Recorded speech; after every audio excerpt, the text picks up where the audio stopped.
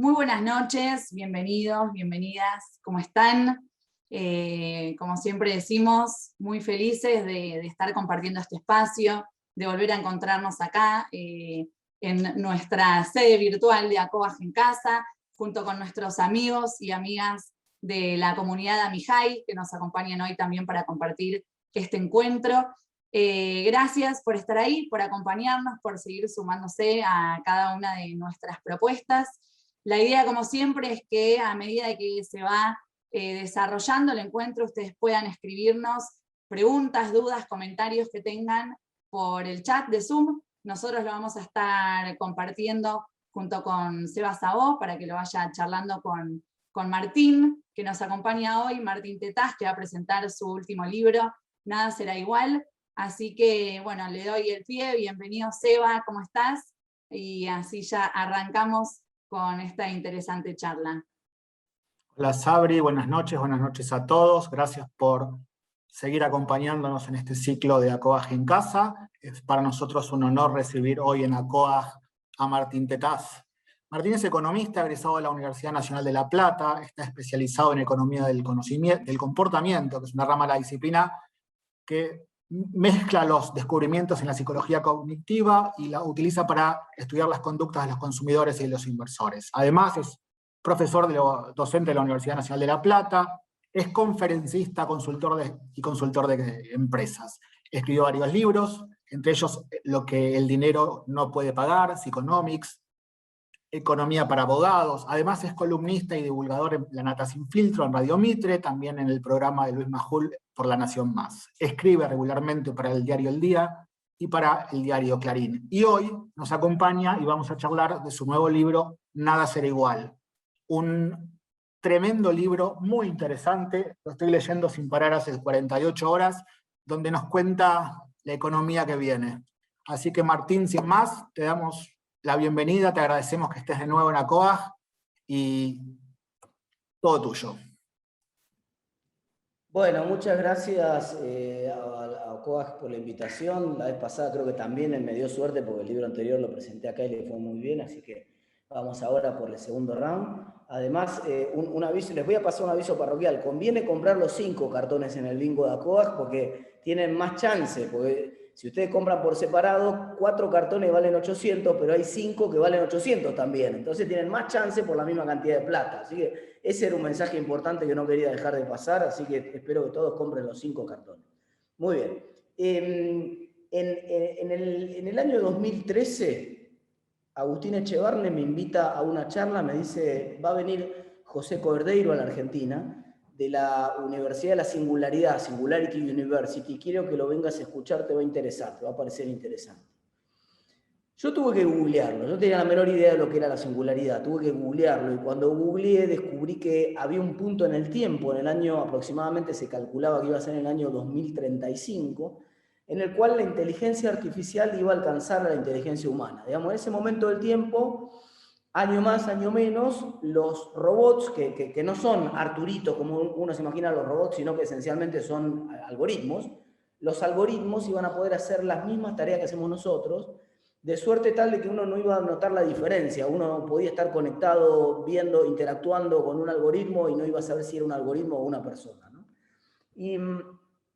Y eso planteaba un montón de desafíos. El primer desafío más importante era que entonces, si podía haber algoritmos que pensaran como nosotros, también podían crear y podían producir y podían generar riqueza. Entonces ya no necesitábamos al trabajo en el centro de la escena. O sea, el primer punto central es que si efectivamente se cumple esta hipótesis de la Universidad de la Singularidad y los algoritmos pasan la prueba de Turing, como le dicen en la ciencia, y que quiere decir esencialmente lo que acabo de contarles, entonces lo que va a pasar es que ya no vamos a necesitar al trabajo tal y como lo conocemos, por lo menos ya no va a estar en el centro de la escena de la creación de valor. Y con ello se cae toda la teoría clásica del valor, incluso desde Adam Smith pasando por Ricardo hasta Karl Marx. Digamos, el marxismo completo se cae a pedazos si se puede crear valor sin trabajo. No tiene sentido toda la discusión de plusvalor, de explotación laboral, no tiene ningún sentido si hay posibilidad de crear valor sin trabajo. Entonces, primero hay una gran disrupción en esa idea troncal, que es una de las principales ideas del libro, y que tiene que ver con cómo se puede crear valor.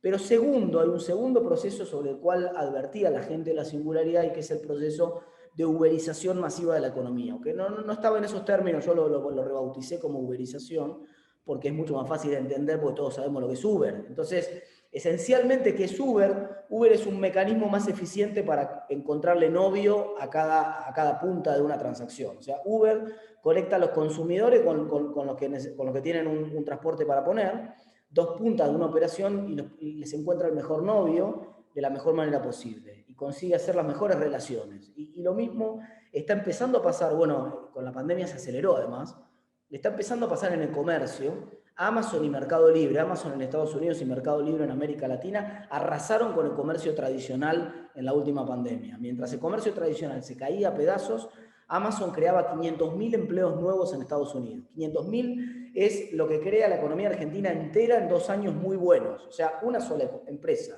de Estados Unidos creó el doble de todo el empleo que crea Argentina en un año muy bueno.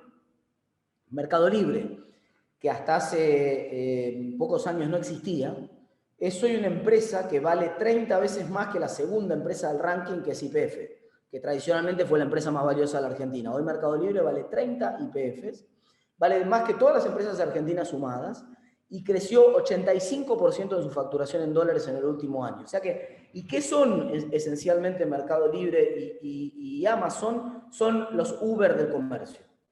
Y lo mismo está pasando en cualquier estructura donde ustedes observen que hay intermediarios. Vamos, si ustedes ven que hay muchos intermediarios, ahí en esa actividad va a haber un proceso de uberización. Entonces, sospechosos o candidatos, para decirlo mejor, al proceso de uberización más rápido, las finanzas, por ejemplo. Los bancos son grandes intermediarios, van a desaparecer tal y como los conocemos, van a transformarse en otra cosa, probablemente. Pero también, además del comercio tradicional, algunos en particular, por ejemplo, las inmobiliarias, los escribanos. Sí, hay un montón de intermediarios en el medio cuya tarea está en discusión, está en jaque. Todavía no me animo a decir mate. Vamos a ver cómo se adaptan a las nuevas condiciones, si tienen la habilidad de cambiar, de potenciarse usando a favor los avances de la tecnología, pero sin dudas, este es el segundo gran eje que va a transformar la economía. El otro punto que quiero hacer es que cuando yo empecé a pensar en estos temas allá en el 2013, unos años después la gente de IDEA me invitó al coloquio para que contara estas ideas en las cuales venía trabajando, en las cuales venía pensando, y tuve un montón de feedback ahí en ese coloquio, pero todavía era economía del futuro. Y de hecho, una de las críticas que me hizo Jorge Lanata hace poco me dijo, mira Martín, erraste el título, porque la bajada del libro mío, el libro del título es Nada será igual, y la bajada es un viaje a la economía del futuro. Y Jorge me dice, en realidad no es al futuro, ya está pasando. Y esta fue la gran novedad, digamos. Lo que pasó en el último año es que la pandemia aceleró dramáticamente las transformaciones que ya habían empezado a ocurrir. Entonces, hablar de creación de valor por parte de la riqueza de la inteligencia artificial ya no es ciencia ficción, ya ocurre hoy. Ya hay algoritmos de inteligencia artificial que pintan cuadros como si fueran Rembrandt, digamos. Y pasa la prueba de Turing, en el sentido de que vos ves una obra pintada por un algoritmo de inteligencia artificial y tiene valor de mercado esa obra. Tiene valor de mercado, tiene valor, y lo crea una inteligencia artificial. Ya hay, bueno, ni hablar de los medios tradicionales donde yo me desempeño son grandes candidatos y ya están sufriendo, de hecho, los procesos de uberización. Ahora, para muchas crónicas, por ejemplo, para que yo levante los datos que anuncia el INDEX sobre la inflación el día 15 de todos los meses y haga una crónica sobre los datos de inflación en Argentina, ya no necesitan más a Martín Tetaz. Ustedes pueden perfectamente, un algoritmo de inteligencia artificial puede aprender cómo son mis columnas cada vez que levanto un artículo o datos del INDEC y qué tipo de columnas hago, y puede replicar una columna mía sin muchos problemas con los datos nuevos. Entonces, las máquinas están pasando la prueba de Turing. ¿Cuál era la prueba de Turing? La discusión sobre si las máquinas podían pensar. Sí, la respuesta es sí, las máquinas pueden hacer procesos que son muy parecidos a los de un pensamiento humano, a punto tal que, o por lo menos el punto clave ahí que marca la singularidad, es que no podemos notar la diferencia. Si no sé si lo hacen estrictamente hablando, no estamos seguros que ocurra dentro de un algoritmo de inteligencia artificial el mismo proceso y que los algoritmos repliquen el mismo proceso cognitivo que ocurre en nuestros cerebros, pero el resultado es idéntico. Y no podemos notar la diferencia. Y esto, por supuesto, en algunas áreas como las que les acabo de contar, esto ya ocurre. Ya hay diseños de inteligencia artificial, por ejemplo, de chasis de autos de carrera. Entonces, ¿cómo hacen para diseñar un chasis de un auto de carrera con inteligencia artificial? Le ponen a un chasis convencional de un auto de carrera un montón de sensores. Esos sensores hacen las veces de un sistema nervioso central del chasis. Es decir, cargan toda la información de cada esfuerzo que hace el chasis en cada momento de la carrera, en cada curva, en cada aceleración, en cada frenada. Cada uno de esos esfuerzos que va haciendo el chasis en los distintos momentos de carrera lo cargan a un sistema nervioso central, que es la computadora que va procesando toda esa información. Y la computadora va eligiendo cómo diseñar un chasis que sea más liviano que el chasis que le ofrecieron como default, pero que resista de la misma manera los embates a los cuales se enfrentó en esa carrera. Entonces, ya hay inteligencia artificial creando chasis que antes necesitabas un diseñador industrial para hacerlos. Entonces, ese proceso está ocurriendo. Y el proceso de uberización también. Y el proceso de uberización, a su vez, genera otro gran desafío, que es no solamente intermedia mejor y más rápido entre consumidores y productores, y más barato entre consumidores y productores, sino que explota mucho más el sistema de precios. El corazón del sistema capitalista, del capitalismo, es el sistema de precios. Los precios cumplen una función clave en el capitalismo, que es darle la información que necesitan los productores y los consumidores para tomar las mejores decisiones. Gracias al sistema de precios, aumenta la producción de los bienes que son socialmente escasos, la gente ahorra en esos bienes que cuesta producir y que cuesta conseguir, y por lo tanto el sistema funciona de la mejor manera posible. Pero la uberización pone esos precios con anabólicos. ¿Sí? Esencialmente lo que hace la uberización es lograr que esos precios saquen todavía más jugo del proceso productivo, porque como ustedes vieron, ustedes se toman un Uber y el Uber no sale lo mismo a las 6 de la tarde que a las 10 de la mañana, no sale lo mismo un fin de semana que un día de semana, no sale lo mismo un día de lluvia que un día que no es de lluvia. No sale lo mismo 20 cuadras hacia un lugar que 20 cuadras hacia otro lugar. ¿Por qué? Porque no hay la misma cantidad de autos en oferta para cada uno de esos viajes que acabo de comentar. Y como no hay la misma cantidad de autos en oferta, la señal de precios necesita que haya más autos cuando más se lo necesita. Entonces Uber te cobra más los días de lluvia. Y esto es muy polémico, porque genera, a muchos nos hace un poco de ruido, porque uno está acostumbrado a los precios como señal de justicia también. Entonces uno dice, pero ¿no es un poco injusto que el sistema se aproveche de mi necesidad? Y que como yo justo lo necesito más el día de lluvia, entonces me cobre un poco más. La respuesta es sí. Pero la respuesta es que gracias a ese aprovechamiento del sistema de tu necesidad, hay más autos disponibles el día de lluvia que los que habría si ese sistema de precios no funcionara bien. Y por lo tanto hay mucha más gente que termina consiguiendo un taxi los días de lluvia que los conseguirían si no hubiera ese sistema de precios diferenciados. Entonces, vamos a una economía que crea valor de una manera muy distinta como lo venía creando ahora, y que coordina a los productores con los consumidores de una manera mucho más eficiente. Una economía en la cual los datos empiezan a ser el corazón, el petróleo del siglo XXI. Ya no importa tener recursos naturales. Lo voy a decir con muchas comillas porque sí importa, pero importa bastante menos que antes. Si los recursos naturales generaban las guerras en el siglo pasado, ahora la disputa es por la información. Porque si yo tengo datos, los datos son prácticamente todo. Es decir, los datos son los que recoge ese chasis que con inteligencia artificial produce un diseño mejor. Los datos son la base con la cual, por ejemplo, las nuevas empresas de transporte van a hacer que los autos que están parados en la calle de todos nosotros, al divino botón, casi la mayor parte del tiempo, sean aprovechados por la gente que pasa por al lado, que le apoya el QR del celular y se sube al auto que necesite y lo deja en otra estación 2 horas después. Y para eso se necesitan datos. Los datos van a ser los que van a juntar más fácil y te van a conseguir novio más fácil a un producto con un productor. Todo eso va a ser información. Los datos van a permitir la impresión en impresoras 3D, que van a permitirme a mí, por ejemplo, conseguir una copia de la llave de mi casa que me la manden por WhatsApp. Digamos, todo eso esencialmente es datos, y viene un debate muy grande en la economía, en la sociedad en general, sobre quién es el propietario de esos datos. Yo produzco un montón de datos con cada decisión que tomo. Cada búsqueda que hago de Google le proporciona a Google un montón de información sobre mí. Por supuesto, Google no la tiene identificada esa información con Martín Tetaz, es el que hace esta búsqueda. A mí me tiene identificado con un IP, con el IP mío. El IP de esta casa busca, qué sé yo, estrategias de póker en internet, y después busca artículos de economía, y después sabe todas mis preferencias. Conoce mis preferencias sexuales Google antes de que yo decida salir del closet, conoce todo, conoce mis búsquedas, no las que yo le digo a la gente o las que cuento por la radio, las cosas, conoce mis búsquedas en pantuflas.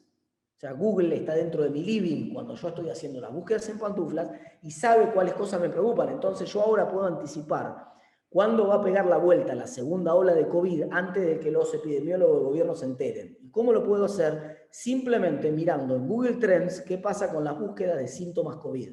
De hecho, ese es un indicador que muchos especialistas ya están empezando a mirar. En el mundo, la búsqueda en Google de síntomas COVID predice la curva antes de que la curva ocurra. O sea, ¿por qué? Porque la curva es un dato tardío. Yo me entero de la curva, el dato de hoy de la curva, los 40.000 contagios que va a ser nota de hoy en todos los medios y que va a ser tapa de los diarios mañana, es una nota vieja.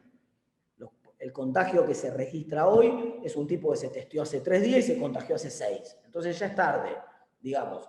Pero hace 4 días, cuando se empezó a sentir más o menos, ese tipo googleó, o buena parte de esos tipos googlearon, o me alcanza con que una muestra representativa de esos tipos haya googleado. Che, ¿cuáles eran los síntomas de COVID? A ver si lo que siento tiene que ver con síntomas de COVID. Perfecto. Entonces yo adivino que van a empezar a crecer los casos antes que empiecen a crecer, y adivino que van a empezar a caer los casos antes que empiecen a caer. En realidad, la palabra adivino tal vez no es la mejor. Predigo, uso la información. Pero la pregunta de millones de quién es esa información. Yo debiera poder retirarme de Google con portabilidad de mi información. Hay un debate importante jurídico sobre quién es el dueño de esos datos. Porque esos datos tienen valor. Las empresas que producen y almacenan datos, Facebook, Waze, el mismo Uber, las empresas de pedido ya, todas las empresas que tienen un montón de datos, tienen información que yo debería poder llevarme porque en realidad debería ser mía, pero jurídicamente todavía no lo es. Hay que hacerlas, a estas leyes hay que hacerlas. Pero yo debería poder decirle a Google, mira, ¿sabes qué? No quiero buscar más en Google. Ahora quiero buscar en Altavista, era el buscador que había en la década del 90 cuando empezó Internet y que era la competencia de... Pero supongamos que hubiera otro buscador que se llame Altavista. Yo quiero buscar en Altavista, no quiero buscar más en Google. Pero Altavista nunca va a ser tan bueno como Google porque Google ya conoce mis búsquedas anteriores y por lo tanto sabe en realidad qué es lo que quise probablemente decir yo cuando busqué, por ejemplo, qué sé yo, no sé, bicicletas y se imagina que estoy buscando bicicleta financiera y no bicicleta de la que se usa para pedalear. Entonces me hace una búsqueda mucho más precisa. Yo necesito poder llevarme esa información. Como me llevo la portabilidad del número telefónico cuando me quiero ir de empresa para garantizar que haya más competencia, tendría que poder llevarme la información. Pero además, si Google maneja toda esa información, Google podría potencialmente, de hecho puede hacerlo, de hecho en Corea lo hace, puede hacerlo, puede ser usado para evitar la pandemia y para reducir el riesgo de contagio. Google me podría marcar a la redonda cuáles son las personas que han tenido búsquedas o comportamientos similares o compatibles con un perfil COVID o con la próxima pandemia. Podría contribuir a evitarla. Pero esa información hoy es privada, la tiene Google. Supongamos que el Estado, en un momento de una pandemia, le dice a Google, mira, necesito acceder a tu información, porque tengo que poder parar la ola, tengo que poder predecir la próxima pandemia, tengo que ver dónde pongo los esfuerzos de testeo y cómo organizo mi sistema, cómo organizo el transporte público, etcétera, etcétera, etcétera. Quiero hacer una investigación a ver qué impacto está teniendo cada una de las decisiones que tomo. Son cruciales esos datos. Hoy esos datos, no hay un mercado para esos datos. Yo no los puedo comprar en ninguna parte. Bueno, pues bien, todo ese es el gran debate que se viene en los próximos años. Y vinculado a ese debate, muy vinculado a ese debate, está el debate del cambio radical que va a producir en nuestras sociedades. Un anticipo ya lo tuvimos con la pandemia. Nosotros veníamos viendo que la forma tradicional de empleo y la forma tradicional de educación estaba en jaque. ¿Por qué? Porque era posible producir contenidos, información y consumirlos sin ir a la escuela, sin necesidad de la escuela. De hecho, la escuela es un mecanismo caro e ineficiente como formador de capital humano. Es carísimo y muy ineficiente. Yo puedo aprender el teorema de Pitágoras en un tutorial de YouTube. Hay unas academias que se llaman Academias Khan, donde yo puedo buscarlo en YouTube y tengo una escuela de matemática mucho mejor que la escuela donde fui yo y donde van mis hijos, y puedo aprender mejor matemática por YouTube, ¿no? Eso, y ni hablar de geografía o tantos otros temas para los cuales ya la escuela es vetusta. No la necesito la escuela para todo eso. Hace años que ya sabemos que la escuela tal y como está no sirve más, que lo que necesitamos es otra escuela distinta. Y un poco había un desafío de si se podía reemplazar a la escuela. Decía, bueno, todo esto lo podemos reemplazar, lo puedo aprender por internet, etc. Y lo que nos enseñó la pandemia es que la escuela era mucho, algo que por supuesto los pedagogos sabían hace mucho, y la gente que estudia ciencia de la educación sabía hace mucho, es que la escuela trasciende la formación de capital humano. No es solamente un lugar donde, aunque resembla mucho la escuela, la estructura de la escuela, la línea de montaje taylorista. Y de hecho es un producto de la revolución industrial. Entonces, la línea de montaje en realidad más fordista que taylorista, para ser preciso, porque hay algún administrador que me va a estar escuchando y me empieza a pegar cuando digo, uso los conceptos mal. Taylor tenía más que ver con el proceso administrativo, y yo estoy pensando más en el proceso de producción. La analogía correcta era la línea fordista. Entonces, ¿por qué? Porque en la línea fordista el producto va pasando por la línea de montaje y le van agregando en cada etapa lo que le corresponde a ese producto. Eso es exactamente lo que hacemos con los chicos en el sistema educativo. Todos tienen que pasar al mismo momento de su vida por primer grado, y en primer grado le vamos a incorporar la capacidad lectora, le vamos a incorporar el manejo de operaciones básicas, va a pasar a segundo grado, entonces va a aprender mejor a conjugar los verbos y le vamos a enseñar operaciones de multiplicar y dividir, y va a pasar a tercer grado y le vamos a agregar. Es una línea de montaje. Solo que ya no se adquiere conocimientos así, no tiene ningún sentido. Los chicos adquieren conocimiento entre ellos. Por ejemplo, mi nene, yo tengo un nene que tiene 7 años y tengo 2 Messi que tienen 4. Uno de los Messi de 4 no le interesa mucho la Play, así que no juega mucho, juega un ratito y se aburre rápido. El otro es un fanático, y el hermano, que es el más grande, obviamente le enseña todo. Entonces, no hay un docente ahí. No en el sentido tradicional de la palabra, no está centralizado.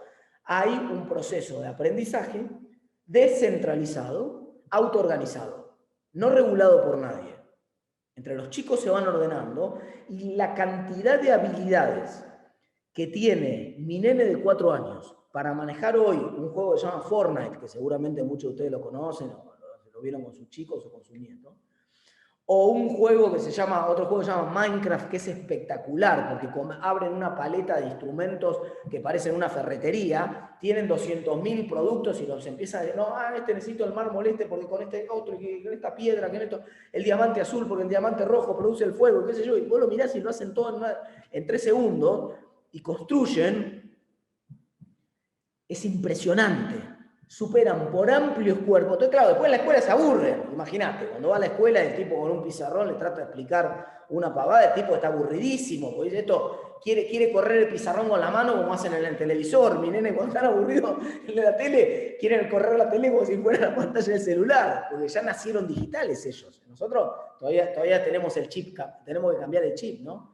Nosotros estamos como ese que aprende tarde un idioma, que tenemos que pensar en el otro idioma y ir y volver, ¿no? Ellos van derecho, como un nativo en el idioma digital. Entonces, la escuela tiene que cambiar dramáticamente, pero la lección de la pandemia es que la escuela nos proporcionaba un servicio mucho más grande que el de formar contenidos. La escuela es un organizador social clave del tiempo, y la escuela no se puede prescindir.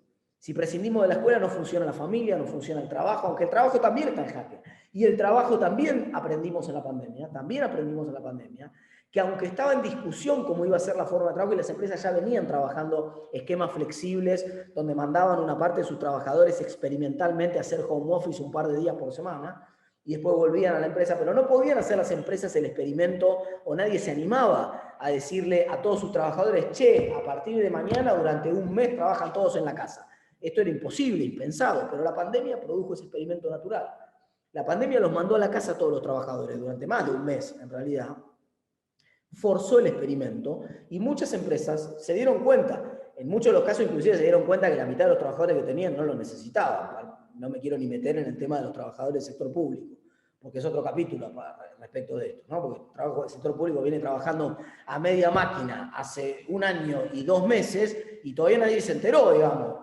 Es igual de ineficiente que antes, no se nota. Entonces, podría prescindir uno de la mitad de la gente y no cambiaría nada. Entonces, pero lo que aprendimos es que el trabajo también era un organizador social, porque ahora que sí se puede volver a la oficina, resulta que, y que uno podría decir, bueno, no, pero quiero quedarme en mi casa, resulta que mucha gente de la que está haciendo home office extraña ir a la oficina, y quiere ir a la oficina.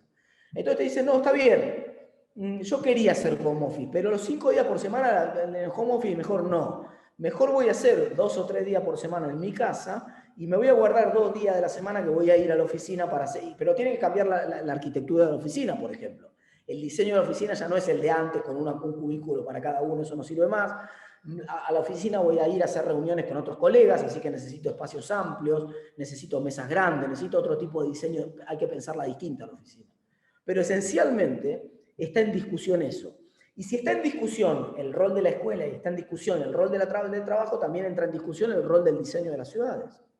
Otra gran lección de la pandemia es que se valorizaron mucho las ciudades satélite. Pilar, las ciudades del sur, las ciudades del oeste, digamos, muchísima gente que dijo, che, ya no garpa vivir en el centro de la ciudad, ¿para qué? Si yo ya no... Entonces, anda a comprar ahora un terreno o alquilar una casa en Pilar o en Tigre o en cualquier lugar del Gran Buenos Aires. Te mata.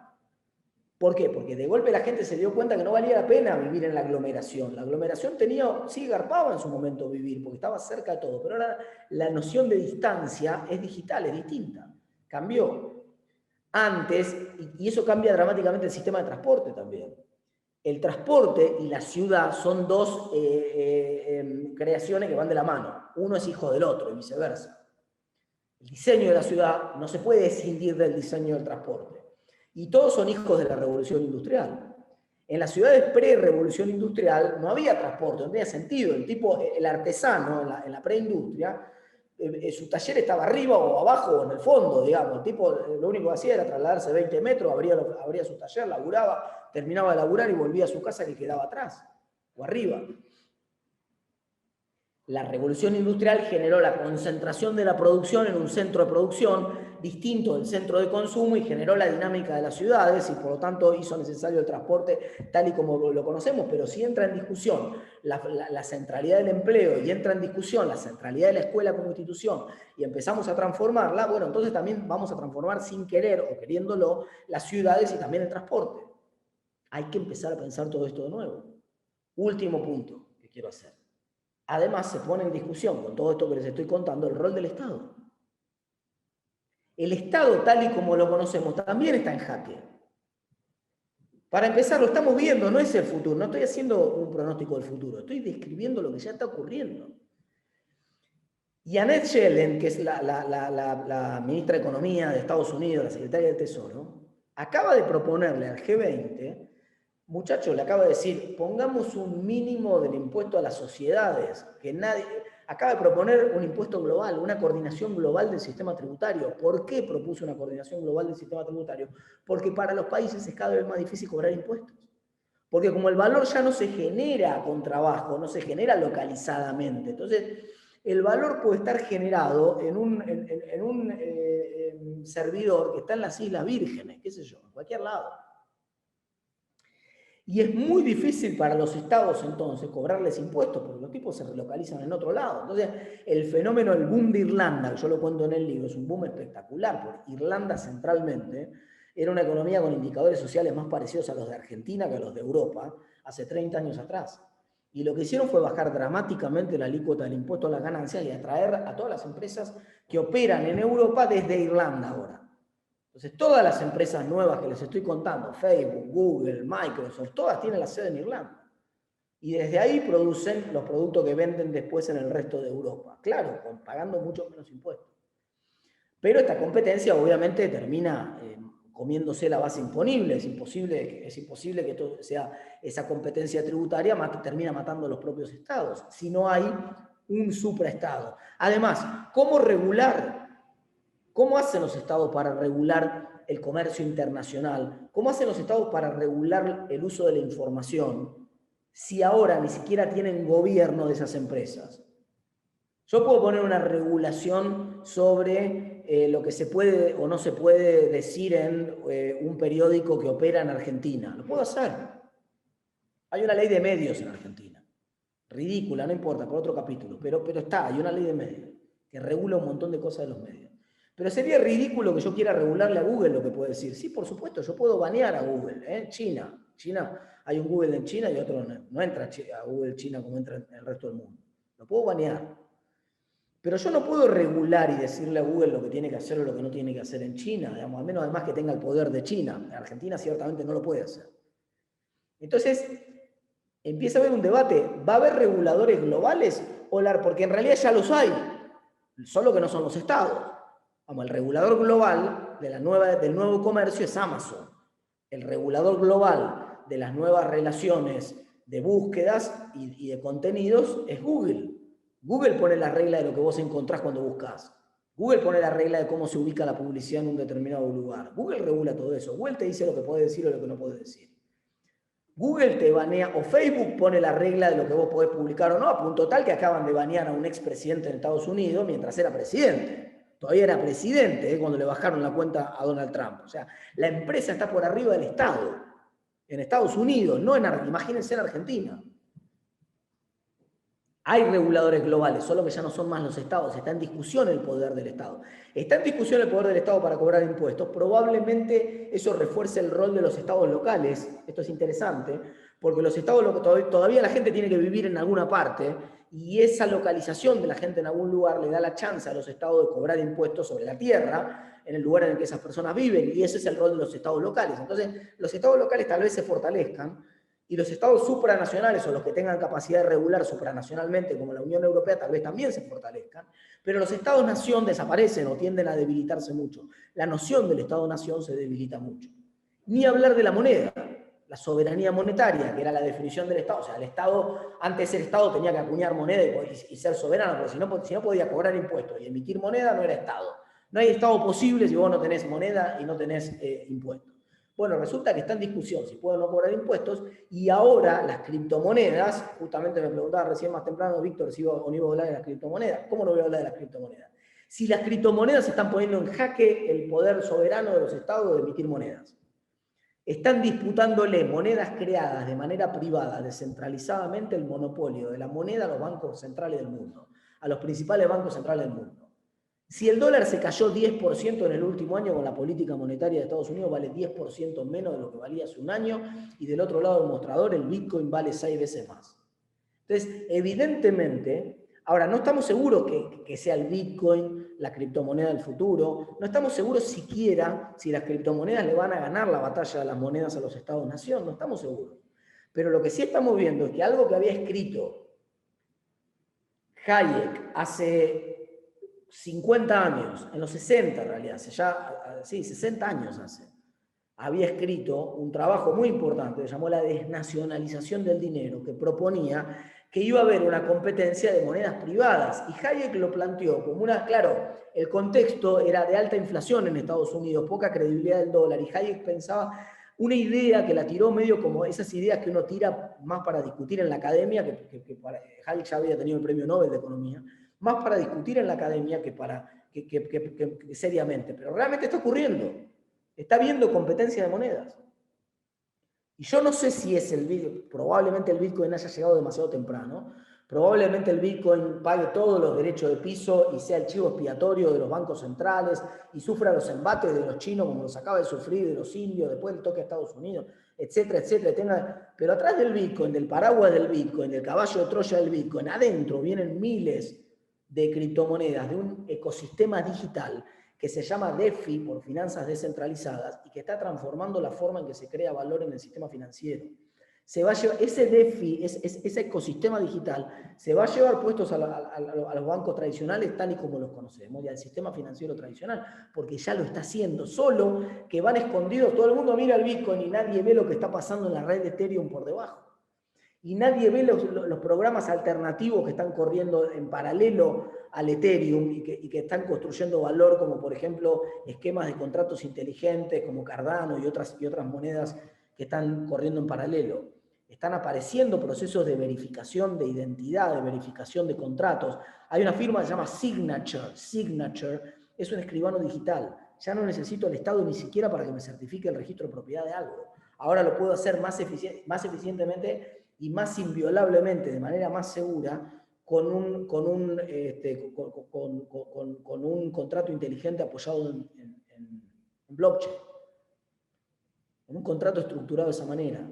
Entonces, estamos arriba, viviendo en este momento, un proceso de transformación económica tan espectacular que ni siquiera nos damos cuenta de muchas cosas, nos está pasando por arriba, pero está ocurriendo ya. Lo que yo cuento en el libro es a dónde vamos, pero no tanto a dónde vamos, sino cosas que ya están pasando ahora, que simplemente se aceleraron mucho con la pandemia y se van a acelerar, van a continuar volando en los próximos años, llevándonos a un mundo que va a ser incluso también mucho más desafiante desde el punto de vista social, porque va a ser un mundo con grandes oportunidades de multiplicar por 5 o por 6 la creación de riqueza y por lo tanto de generar un nivel de vida promedio muy superior al que tenemos ahora. Piensen que el capitalismo en los últimos 80 años sacó al 80% de la gente de la línea de la pobreza. Hace 100 años atrás, 85% de la población mundial estaba bajo la línea de la indigencia. Hoy es 20 ese número, exageré un poco, sacó 25% de la población de la pobreza absoluta. Nunca un sistema logró una hazaña tan grande en la historia de la humanidad. Y eso que vimos que ocurrió en los últimos 80 o 100 años, va a volver a ocurrir, pero en los próximos 15 o 20. Porque ahora sí aprendimos el concepto de exponencialidad. Hace un tiempo iba a ser más difícil explicar esto, pero ahora todos entendimos lo que quiere decir que un proceso sea exponencial. Quiere decir que para cuando te diste cuenta demasiado tarde para atajarlo, que tenés que tomar las medidas antes si querés anticiparte a un proceso de naturaleza exponencial. Y eso es lo que está ocurriendo con la creación de valor. Se está multiplicando de manera exponencial. Tenemos 46 millones de millonarios en el mundo hoy, vamos a un mundo de 100 millones de millonarios en los próximos 20 años. Tenemos 3.200 millones de billonarios en el mundo, perdón, 3.200 billonarios en el mundo. Y vamos a un mundo de probablemente 30.000 billonarios en los próximos 20 años. Número más, número menos. Eso va a producir un debate fenomenal sobre la distribución del ingreso, porque va a ser un mundo mucho más abundante, pero tremendamente desigual. Para cerrar, si la economía nuestra era un camino de tierra, donde sí había diferencias, por supuesto que había algunos que iban a caballo y otros que iban en una camioneta más rápido, pero las diferencias no eran tan grandes. Porque incluso el que tenía una Ferrari en el camino de tierra, más de 80, no podía ir porque se hacía torta. Pero ahora vamos a un camino de una autopista de 8 carriles, donde si tu máquina y las leyes te lo permiten, vos vas a poder ir a 500. Pero al mismo tiempo va a haber gente, como pasa hoy en la Panamericana, si te vas al norte vas a ver que la Panamericana está hermosa con 6 carriles y hay un montón de gente que va yendo por el carril rápido, pero todavía hay lugar para el que va 80 por el carril lento, con una catramina de la década del 80 que no pasa la BTV. Está el tipo, y va por el carril lento, y eso va a seguir existiendo. Vamos a una economía que va a ser como una cebolla con muchas capas, con una parte de la sociedad viviendo en una economía tradicional como la que conocemos nosotros sin enterarse de nada, de ninguno de los cambios que había, y otras capas de la cebolla con distinto nivel de combinación y complementariedad entre la inteligencia artificial y las capacidades humanas para producir y multiplicar su riqueza por muchas veces y tener ingresos mucho más altos. Y hay que ver, y eso es parte del libro, no lo voy a espolear, y es el debate del libro, un capítulo entero del libro, hay que ver cómo van a ser los estados y si la política tiene la habilidad de administrar esa tensión que va a haber entre los distintos grupos sociales cuando empieza a aparecer un nivel de desigualdad tan brutal como el que se viene. Y ese es un debate también a futuro. Acá paro, chicos. Sebastián, Sabri, abrimos si les parece alguna pregunta. Como les conté, me tengo que retirar a las 21 corriendo por el canal, así que nos quedan unos minutos para hacer algunas preguntas. Dale, Martín, muchísimas gracias. La verdad que nos dejaste a muchos de nosotros en silencio y pensando, ¿no? Porque vos planteabas que este mundo que cambia, y ¿a dónde ves? Y una de las preguntas incluso de uno de los participantes es, soy contador, ¿vos crees que la inteligencia artificial se lleva puesta mi actividad? ¿O cómo los profesionales, los abogados, los escribanos, los contadores, van a reposicionarse en este mundo de la inteligencia artificial? Voy a un capítulo, voy a un punto y con eso vengo. Hay un capítulo de New Amsterdam, la serie esta que ocurre en un hospital público en Nueva York, que ahora está medio de moda en Netflix. Hay un capítulo donde hay un doctor que es una eminencia, que es el que diagnostica todo porque tiene más experiencia y sabe todo. Entonces se llama el doctor Kapoor, es un indio que estudió en Estados Unidos, es un crack el tipo, el número 1 del hospital. En un momento le traen una inteligencia artificial, le traen una tableta con un programa de inteligencia artificial que escucha a los pacientes, que escucha los diagnósticos y los comentarios entre el doctor y el paciente y hace sus diagnósticos. Y al principio hay una tensión fuertísima, porque los médicos no quieren las tabletas. Los médicos dicen, no, escuchame, esto lo hago yo, me va a quitar mi laburo. Inclusive hay cierta, sobre todo de expertos como este doctor Kapoor, cierta displicencia hacia la inteligencia artificial, pensando cómo una tablet va a diagnosticar mejor que yo, y en un momento el tipo se sorprende porque ve que la tablet efectivamente diagnostica muy bien y con mucha precisión. Y de hecho, en un momento, acá hay un paciente, un cuadro demasiado complicado, y se dan cuenta que el problema es realmente dramático porque la tablet no encuentra el diagnóstico. Los tipos dicen, puta, debe ser grave esto porque la tablet ya ni siquiera encuentra la inteligencia artificial, se anima a decirme nada. Y lo que ocurre 2 capítulos después es que hay un paro en el hospital porque el médico nuevo, el director del hospital, quiere sacarle las tablets para que vuelvan a tener la relación con el paciente mano a mano y recuperen cierta capacidad de empatía humana. Y hay toda una revolución porque el tipo dice, no, sin la tablet no se puede trabajar. Entonces, ¿cuál es la lección de eso? Que vamos a un mundo donde cuanto más especialistas seas en un tema, más complementaria va a ser la tecnología. Pero cuanto menos especialistas seas en el tema, más generalistas seas, más fácil te van a pasar por arriba con la tecnología. O sea, la tecnología tiene un continuo. En la punta de acá es sustituible, te sustituye empleos, y en la punta de acá te los complementa y te potencia la productividad de manera espectacular. La discusión es qué tipo de habilidades voy a construir yo en mis próximos años de estudio. Si yo donde yo sospeche que lo que me están enseñando a mí en la universidad es una técnica repetitiva, habitual, yo digo, che, esto se puede programar fácil. Caramba, mejor salgamos de acá. O me tengo que ir a una, digamos, obviamente que buena parte de la tarea que hace un contador tiene de ese concepto repetitivo y habitual, pero otra parte no.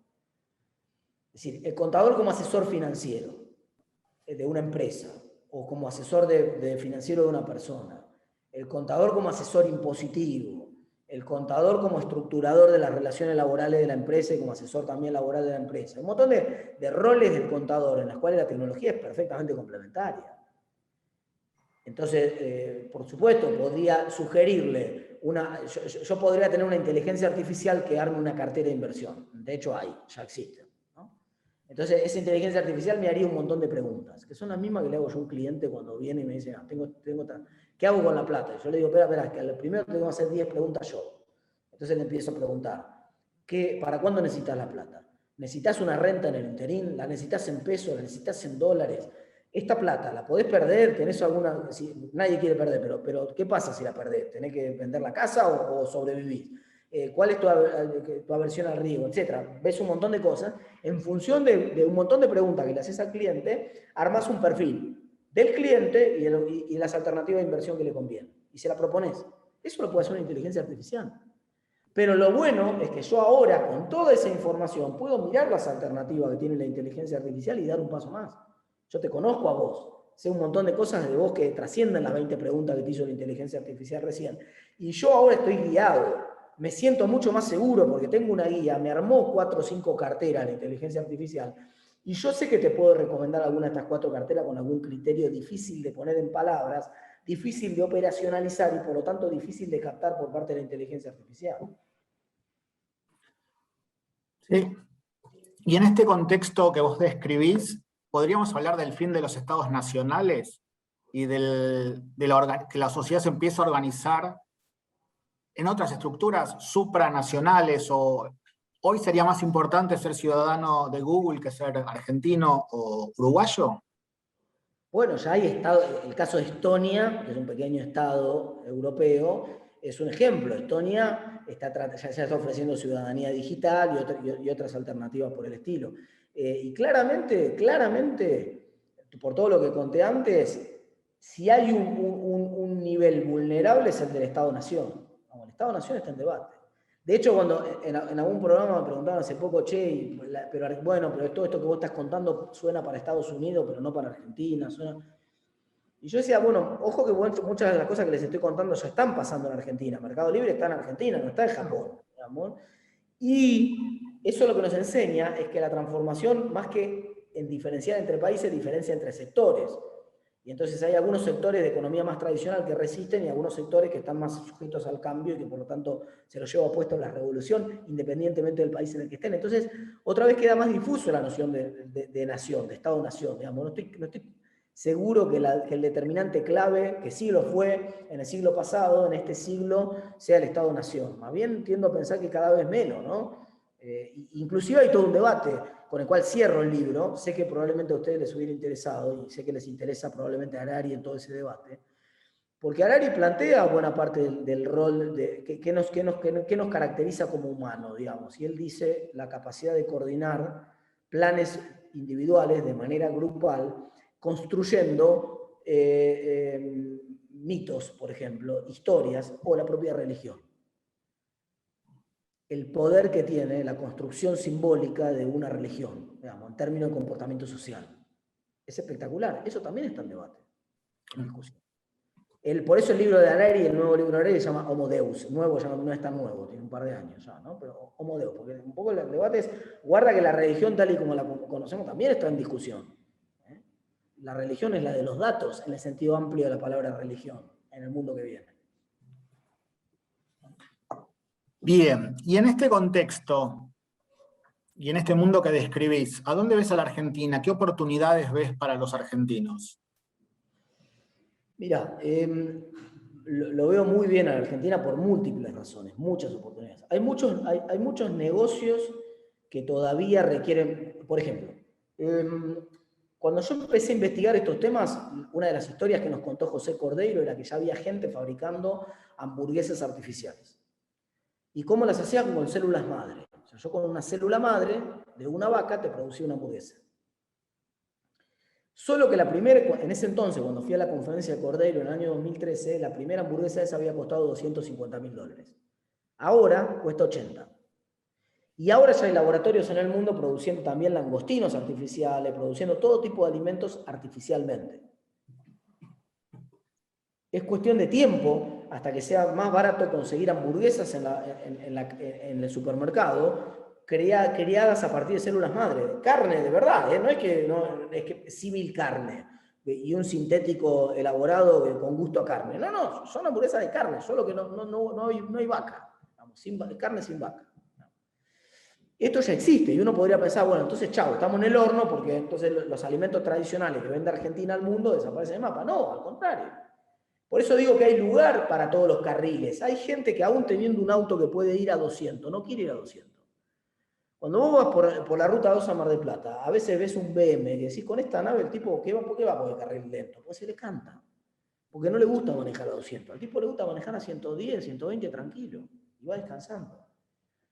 Entonces vamos a tener un montón de gente que va a querer consumir igual, va a decir, no, y es más, capaz que hasta resalta el valor, estando la posibilidad industrializada de comer hamburguesas sintéticas, yo quiero comer un bife original, genuino, de vaca, y entonces eso tiene otro valor en el mercado que revaloriza dónde estamos parados nosotros.